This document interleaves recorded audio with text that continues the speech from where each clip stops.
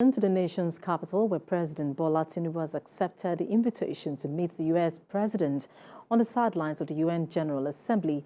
The President disclosed this when the U.S. Presidential Envoy and Assistant Secretary of State for African Affairs Molly Phee visited him in the presidential villa on Saturday. TVC State House correspondent Femi Akonde reports. This meeting was not just about inviting President Bola Tinubu to meet U.S. President Joe Biden at the sidelines of the United Nations General Assembly. It was also about deepening bilateral ties and strengthening relations that dates back to many decades ago. President Bola Tinubu advised the visiting U.S. Presidential Envoy to ensure that U.S. policy is intentionally collaborative with independent African democracies at a time when they are under assault by anti-democratic forces within and outside of the continent.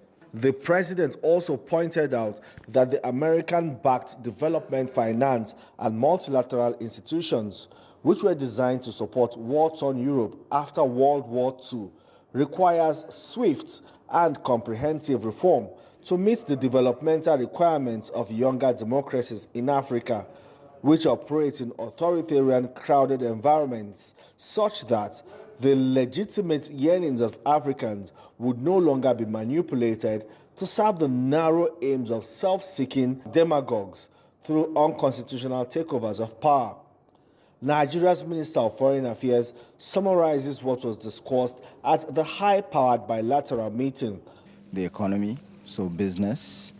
We're looking at, of course, security concerns. That's the elephant in the room. You know, what's happening in our region, what's happening in Niger, and, you know, other things. The return to democracy and normalcy is paramount. The security concerns in the region also very important. Both sides are pleased. Of course, we're going to UNGA, so there will be sideline meetings there also to continue along the same lines. President Tinubu told his visitor that the crisis in Niger Republic would not deter him from concluding his economic reform program successfully for the benefit of Nigerians, and assured that he will only advance the interest of the Nigerian state in the way ECOWAS handles the regional standoff.